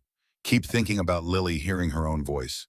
Keep thinking about 8 years of pain I could have prevented if I just secured my earplugs better. Keep thinking about what you gave us. Thank you. Whatever happens with Brennan, whatever comes next, thank you for seeing what everyone else missed. Maya's eyes burned. She typed back, thank you for trusting me, for letting me try, for not stopping me when any rational person would have. Jackson's response came immediately. Rational people don't change the world. Tomorrow we start building something better. Sleep if you can, fight if you can't. Maya set her phone down, closed her eyes, and tried to believe that morning would bring possibility instead of consequences. Outside her window, Austin's night sounds continued. Traffic on I-35, sirens in the distance, the world spinning forward into uncertain futures. Inside room 412 at Dell Children's Hospital, Dr. Richard Brennan sat at his desk reviewing Maya Patel's limited medical records, 3 years of nursing school, incomplete degree, no disciplinary actions, excellent clinical evaluations. He looked at the photograph on his phone. The diner scene, the waitress leaning over the child, the crowd watching, vigilante medicine. That's what this was. And it had to be stopped before it became a trend. Before every dropout with good intentions started performing procedures in coffee shops and grocery stores. He opened his email, started drafting the report to the Texas Medical Board, then stopped, read it again, thought about the conversation with his daughter last night. His daughter, whose own child, Brennan's granddaughter Emma, had unexplained hearing loss. 4 specialists, no answers. Just like the Cole girl. His daughter's question, Dad, if this waitress found what 4 doctors missed, should I take Emma to her? Brennan had said no. Obviously no. The woman had no credentials. But his daughter's follow-up had stung. You always told me to put patients first. Isn't Emma a patient? He deleted the draft email, stared at his computer screen, made no further reports. Not yet. Not until he had decided whether medical authority was more important than medical results. The question kept him awake until dawn. Sunday morning arrived with the weight of Judgment Day. Maya stood outside Dell Children's Hospital at 9:45 a.m., 15 minutes early, because punctuality was one of the few things she could control. The building loomed 7 stories of glass and steel that represented everything she'd walked away from 3 years ago, everything she might never reclaim. Her hands shook. She pressed them against her thighs, forced them still. Jackson had offered to drive her, but she declined. This meeting needed to be hers alone. Her observations, her method, her defense of instincts that apparently threatened the entire medical establishment. The lobby was quiet on Sunday. Skeleton staff, limited visitors. A security guard at the desk glanced up, nodded her toward the elevators. 4th floor, pediatric ENT offices. Maya's stomach churned. Dr. Rachel Kim's office was smaller than Maya expected. Diplomas on the wall, Stanford Medical School ENT Fellowship at Mass General Board certifications in languages Maya only half understood. Bookshelves crammed with medical texts. A desk buried under case files and research papers. And Dr. Kim herself standing by the window in jeans and a cardigan, looking more human without her white coat. Miss Patel, thank you for coming. Dr. Kim gestured to a chair. Coffee, I made a pot. It's terrible, but it's caffeinated. Maya accepted gratefully. The warmth of the mug helped steady her hands. Thank you for meeting with me. I know this is irregular. Irregular. Dr. Kim's smile was wry. That's diplomatic. Miss Patel, what you did yesterday morning violated about 14 hospital protocols, possibly broke Texas law regarding medical practice, and definitely gave my boss an aneurysm. She paused. It also restored hearing to a child 23 specialists declared hopeless. So let's talk about how we prevent the violations while replicating the results. Maya's throat tightened. You're serious about supervision, about making this legal. I'm exploring whether it's possible. Dr. Kim sat behind her desk, opened a yellow legal pad covered in notes. I spent last night researching precedents, Good Samaritan laws, alternative diagnostic methods, medical observation programs. And I kept coming back to one question. What did you see that 23 specialists missed? Maya set down her coffee. This was it. The moment to explain instincts. She'd never fully articulated observations that had always felt more intuitive than analytical. I noticed patterns. Lily came to Maggie's diner every Saturday for 6 months. Same booth, same time. I served her maybe 24 times. 4 of those times she had pain episodes. Maya's voice gained confidence as she moved into familiar territory. Every episode, same presentation. Left ear, 45-degree, head tilt. Localized, consistent, repetitive. That's not random neurological pain. That's mechanical obstruction. Kimon was taking notes. What made you think foreign body specifically? My nephew. 3 years ago, he had a bead lodged in his ear for 3 months. 2 doctors missed it because it was deep camouflaged by wax and positioned at an angle that made it invisible under standard otoscope examination. I spotted it accidentally while playing with him, using a flashlight at the wrong or right angle. So you had prior experience with missed obstructions? One case, but it taught me that standard examination protocols can miss unusual presentations. Doctors look for what they expect to find. They use equipment designed to reveal standard pathologies. But sometimes, Maya searched for words. Sometimes you need fresh eyes looking from fresh angles. Dr. Kim leaned back. That's observational medicine, pattern recognition outside standard diagnostic frameworks. Medical schools try to teach it, but it's more art than science. You can't really train someone to notice what others miss. Either they see it or they don't. So where does that leave us? Complicated territory. Dr. Kim tapped her pen against the legal pad. Here's the problem. Your observational skills are extraordinary, but you have no license. I can supervise procedures, but I can't delegate authority I'm not supposed to share. Hospital protocols require licensed professionals performing invasive work. There's no category for gifted observer with incomplete nursing degree. Maya's hope, which had been cautiously building, started to crumble. So this was pointless. I can't help anyone else. I should just go back to serving pancakes and pretend yesterday never happened. I didn't say that. Dr. Kim's voice sharpened. I said it's complicated. Complications require creative solutions. She pulled out a folder, slid it across the desk. I spent 2 hours this morning drafting a proposal, a pilot program. Second listen, free secondary examinations for children with unexplained diagnoses. You'd serve as clinical observer under my direct supervision. All examinations documented, all procedures performed by licensed physicians, all findings reviewed by medical board. Maya opened the folder with trembling hands. The proposal was detailed: scope, methodology, legal framework, liability, coverage, oversight procedures. Her name appeared multiple times: Maya Patel, lead clinical observer. This is, her voice broke. This is real. You're actually proposing this. I'm proposing we try, with significant caveats. Kim's expression turned serious. You'd need to complete observer training 40 hours minimum, covering anatomy protocols, documentation standards. You'd need to agree to work exclusively under licensed supervision, and you'd need to accept that most cases won't have simple solutions.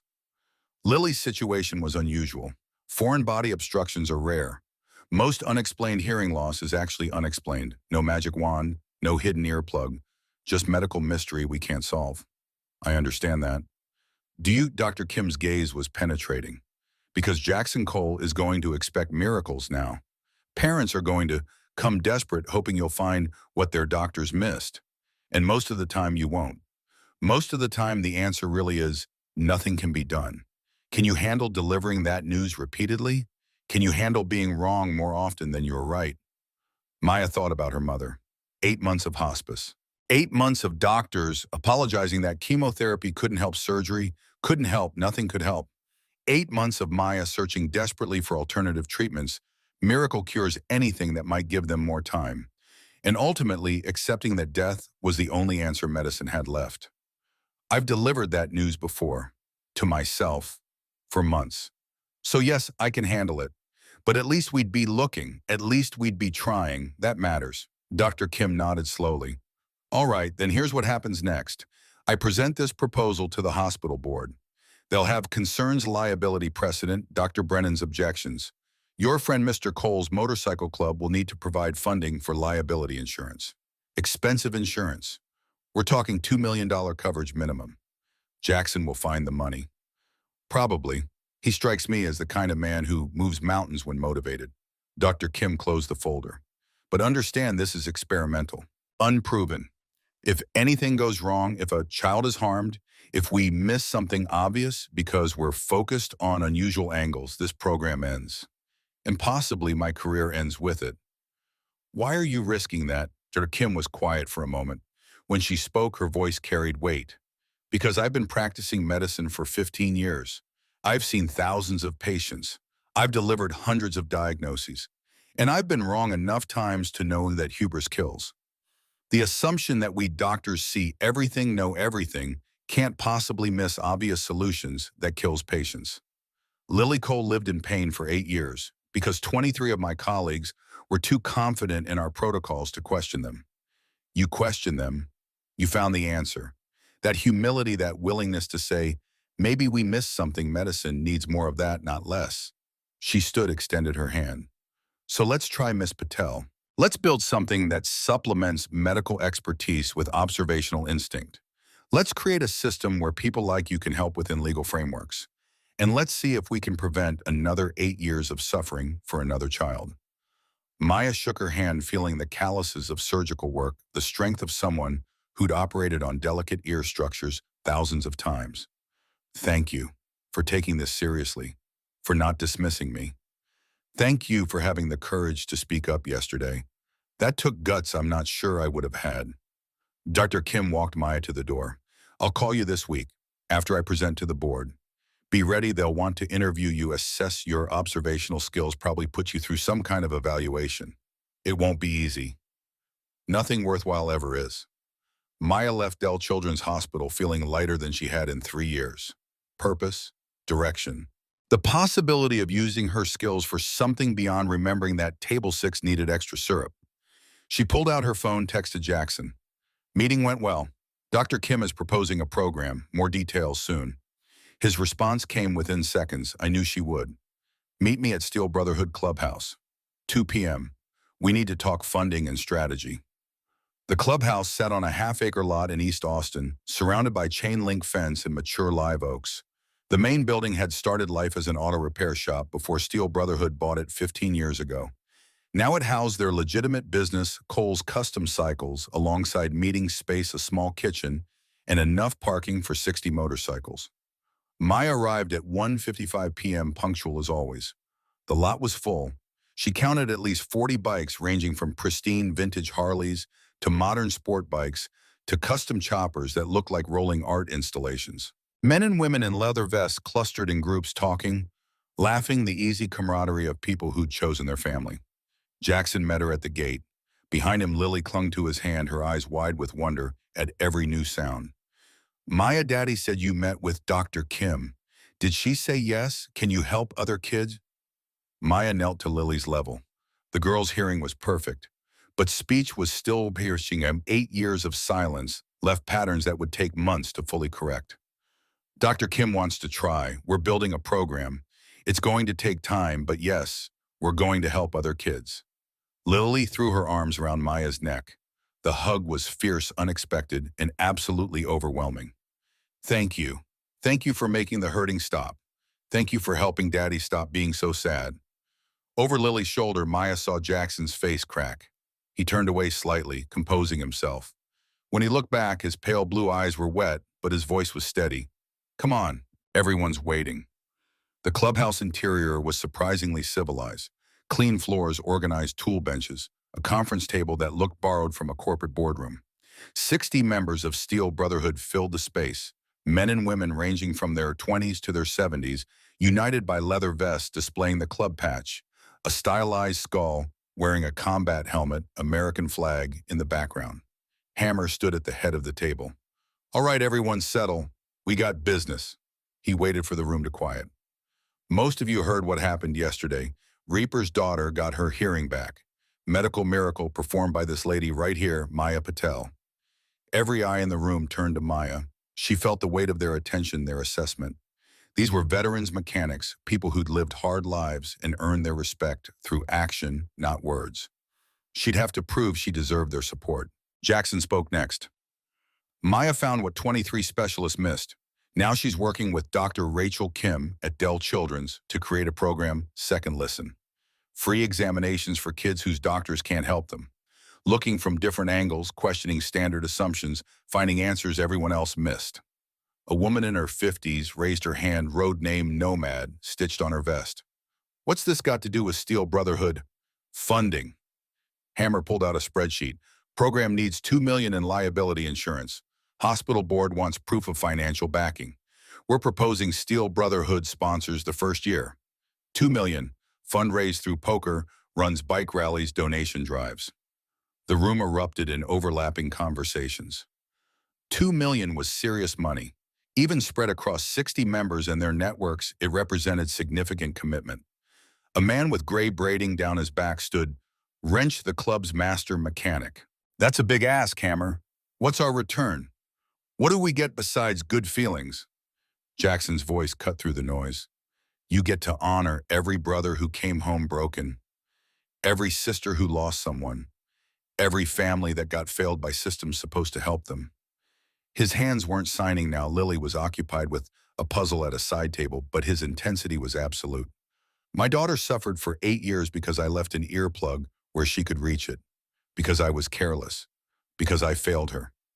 Maya gave me a chance to make that right, to build something that prevents other fathers from living with that guilt. So our return is legacy. Our return is meaning. Our return is knowing Steel Brotherhood stands for more than motorcycles and beer. Silence. Then Nomad spoke. I'm in. My nephew's got unexplained seizures. 5 neurologists, no answers. If there's even a chance this program could help him, I'm all in. Wrench nodded slowly. My daughter's kid has chronic pain. Doctors say it's psychological. But what if it's not? What if there's something they're missing? He looked at Maya. You really think you can spot things doctors miss? Maya's voice was steady. I can try. I can look from different angles, notice patterns, ask some questions others don't think to ask, but I can't promise miracles. Most cases probably won't have simple answers. Most times doctors are right when they say nothing can be done.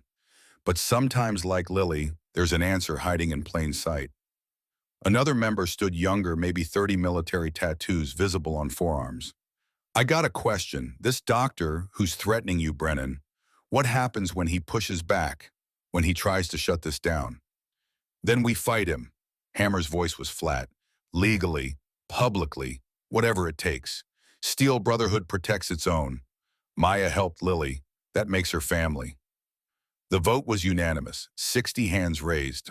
$2 million committed over the next year through fundraising. The weight of their support was almost crushing these strangers who just declared themselves her family based on one act of courage. Jackson approached after the meeting dispersed. You okay? You look shell-shocked. I just watched 60 bikers commit $2 million to fund a program that might fail. Won't fail. Jackson's certainty was absolute. You know why? Because you see things. And seeing things, really seeing them, that's the rarest skill in the world. Medical degrees don't teach that. Experience doesn't guarantee it. It's a gift, and we're going to make sure you can use that gift without going to jail. Over the next 3 weeks, Maya's life transformed. Dr. Kim presented the second listen proposal to Dell Children's Hospital Board. The meeting lasted 4 hours. Brennan objected strenuously. Liability concerns, protocol violations, precedent, dangers. But the board voted approval swayed by Lily Cole's documented case and Steel Brotherhood's financial backing. Maya completed observer training 40 hours crammed into 2 weeks. Anatomy refreshers, documentation protocols, legal boundaries, examination techniques. She learned to work within systems rather than around them to channel her observational instincts through proper medical frameworks. The program launched quietly. No press release, no public announcement. Just a small notice on Dell Children's website, Second Listen Program, free secondary examinations for pediatric unexplained diagnoses. Contact Dr. Rachel Kim for appointments. The first family arrived on a Wednesday. Carlos and Maria Reyes, their 5-year-old son Miguel between them. The boy had been diagnosed deaf at age 2, 3 years of silent speech therapy adaptation. Standard tests showed sensorineural hearing loss, cause unknown. Maya examined Miguel in Dr. Kim's office, Jackson observing silently in the corner. The boy was terrified. Too many doctors, too many appointments, too many painful procedures. Maya worked slowly, gaining trust through toys and patience. 20 minutes in, she noticed. Miguel scratched his right ear constantly. Not random nervous fidgeting, specific, repetitive, always the same spot. And when he tilted his head, listening to his mother sign, he tilted left, as if unconsciously trying to relieve pressure on the right. Maya caught Dr. Kim's eye. Can we examine right ear canal, deep examination, multiple angles? Dr. Kim used professional otoscope equipment. Standard angle revealed nothing. She adjusted, trying the 45-degree approach Maya had used on Lily. Light caught something foreign deep against the tympanic membrane. Mr. and Mrs. Reyes, I need to show you something. The extraction took 12 minutes under Dr. Kim's expert hands. Small plastic bead green from a toy broken years ago. Miguel's parents wept. The boy, suddenly hearing for the first time in conscious memory, looked terrified and amazed. 1 case. 2 successes.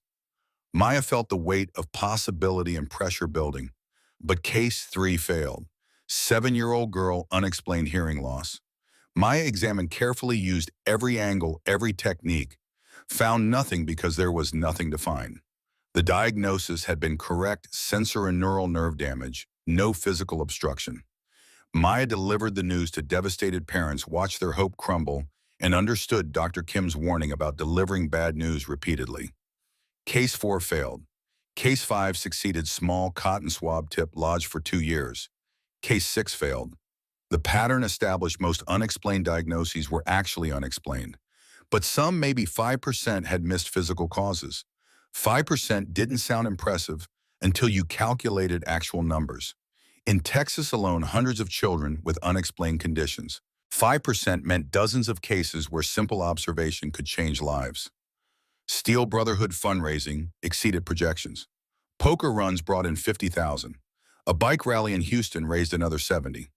Local news covered the story after Miguel Reyes' case, human interest piece about bikers funding alternative diagnostic program. Donations flooded in from families who'd been failed by standard medicine. By month 3, Second Listen had examined 67 children, found overlooked physical causes in 7 cases. 7 families whose children could suddenly hear or breathe easier or sleep without pain. 7 miracles that were really just paying attention. And then Richard Brennan made his move. The cease and desist letter arrived on a Tuesday. Legal language, but the message was clear. Second Listen program operated on questionable legal authority.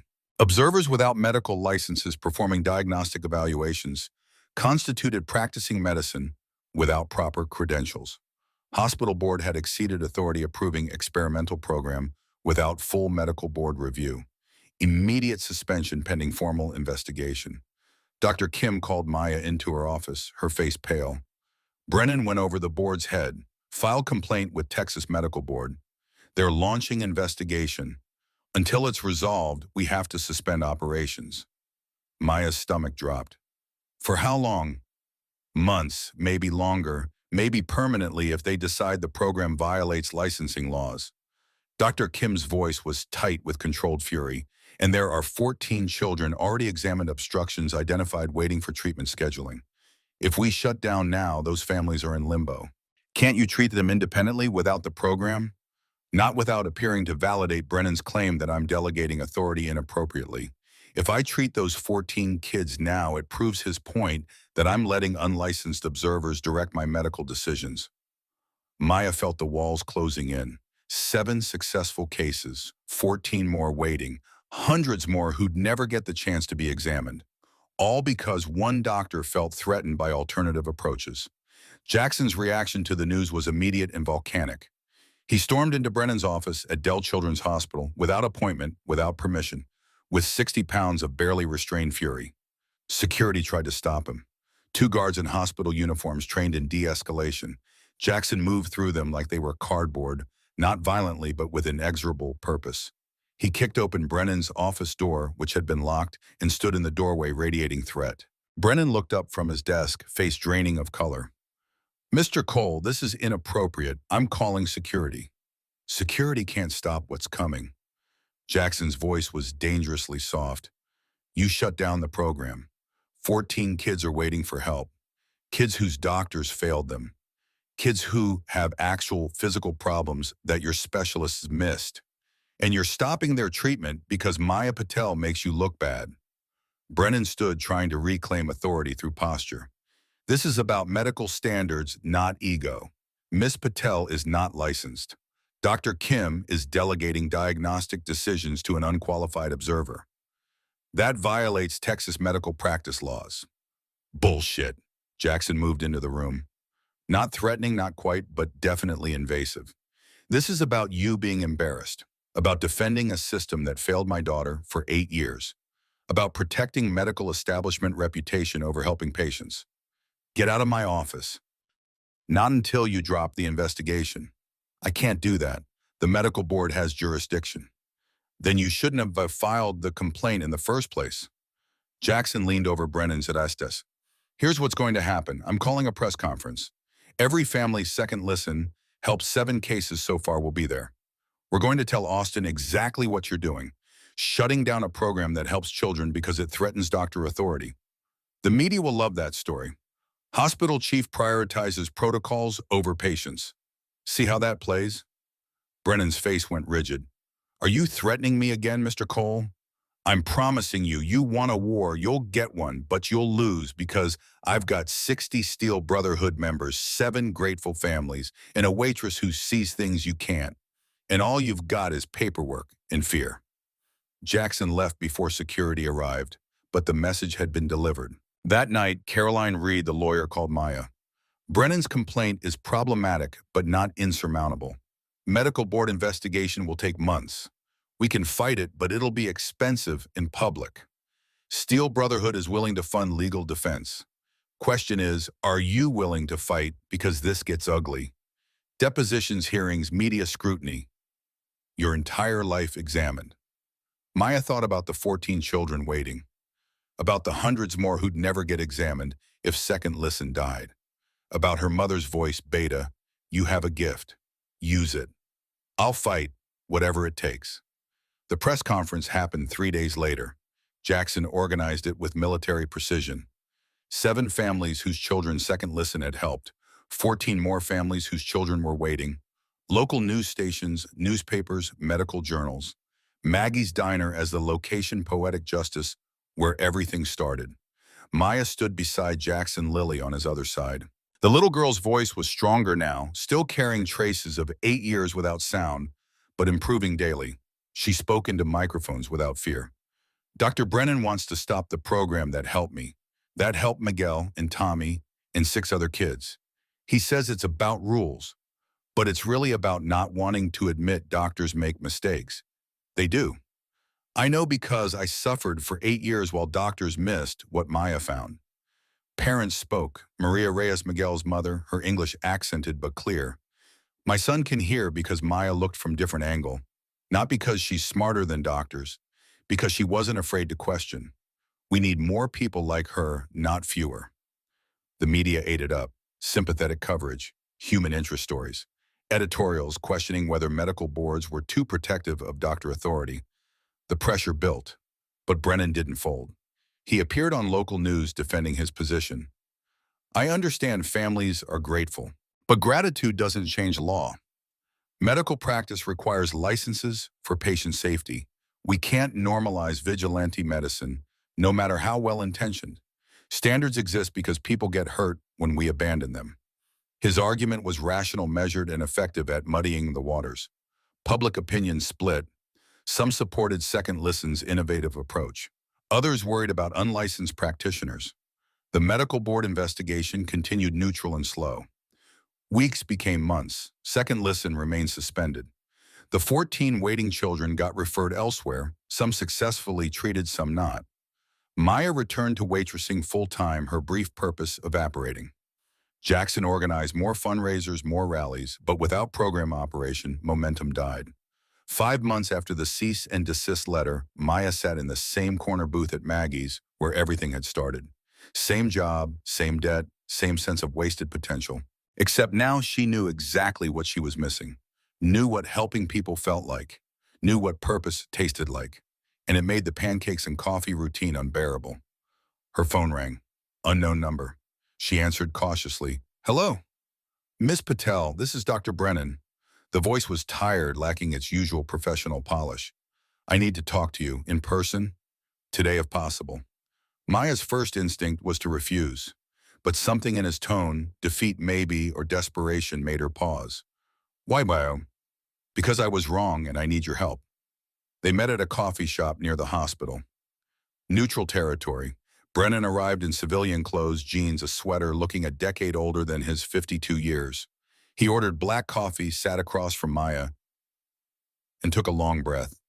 My granddaughter Emma is 7 years old. She has unexplained hearing loss. 4 specialists have examined her. No one can find physical cause. Standard diagnosis, sensory and neural nerve damage. Nothing to be done. His hands wrapped around the coffee cup, knuckles white. She's in pain, chronic ear pain. Tilts her head to the left when it gets bad. And I keep thinking, what if there's something they're missing? Maya's observational instincts kicked in automatically. Left head tilt during pain episodes. Consistent. Yes, every time. Left tilt, right ear pain. Have they examined from non-standard angles? Deep canal, unusual lighting? Standard otoscope examination. Multiple times. They found nothing. Brennan's voice cracked slightly. Miss Patel, I spent 5 months fighting your program. Convinced myself I was protecting medical standards. But really, he looked up, meeting her eyes. Really, I was protecting my ego, my reputation, my authority. And now my granddaughter is suffering, and I'm wondering if someone with your skills would see what 4 specialists missed. Maya felt the weight of irony crushing her chest. The program is suspended. Medical board investigation. You know this. I know. I filed the complaint. Brennan's face showed genuine anguish. I can withdraw it. Tell the board I was mistaken, that my concerns were overblown. But that takes time, months more. And Emma is in pain now, so I'm asking. His voice dropped. I'm asking if you'd examine her, privately, under my supervision as a licensed physician. Not as second listen program, just as a consultation. The request was stunning in its hypocrisy and humanity both. This man had tried to destroy her credibility, threatened her legally shut down a program that helped children. Now he was begging her to help his family. Maya should have said no, should have told him to suffer the consequences of his rigidity, should have walked away. But she thought about Emma, 7 years old in pain, failed by specialists. Another Lily, another child suffering while doctors missed obvious solutions. I'll examine her on 3 conditions. Brennan leaned forward. Name them. First, you withdraw the medical board complaint, publicly state you were wrong about Second Listen, support the program's reinstatement. Agreed, Anne.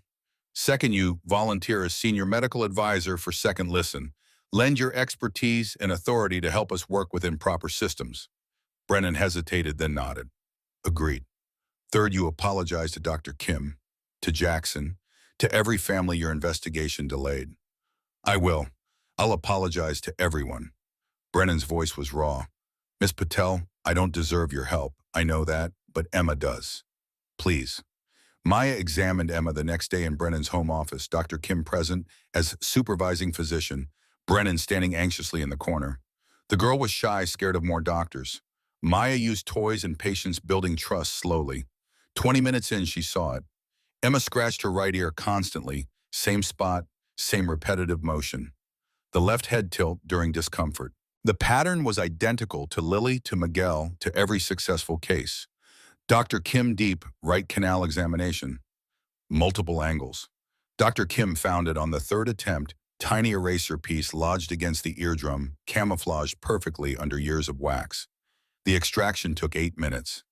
Emma heard her mother's voice for the first time in 3 years and burst into tears. Brennan watched his granddaughter cry with joy and broke down himself. This chief of pediatrics, this defender of medical authority, this man who'd tried to destroy Second Listen, he wept openly while his granddaughter discovered sound. Afterward, he kept his promises. Withdrew the medical board complaint with formal letter admitting error. Appeared on local news supporting Second Listen's reinstatement. Apologized personally to Dr. Kim Jackson and the 14 families his investigation had delayed. The medical board cleared Second Listen within 2 weeks. Program operations resumed. Brennan joined as senior medical advisor, lending credibility and expertise.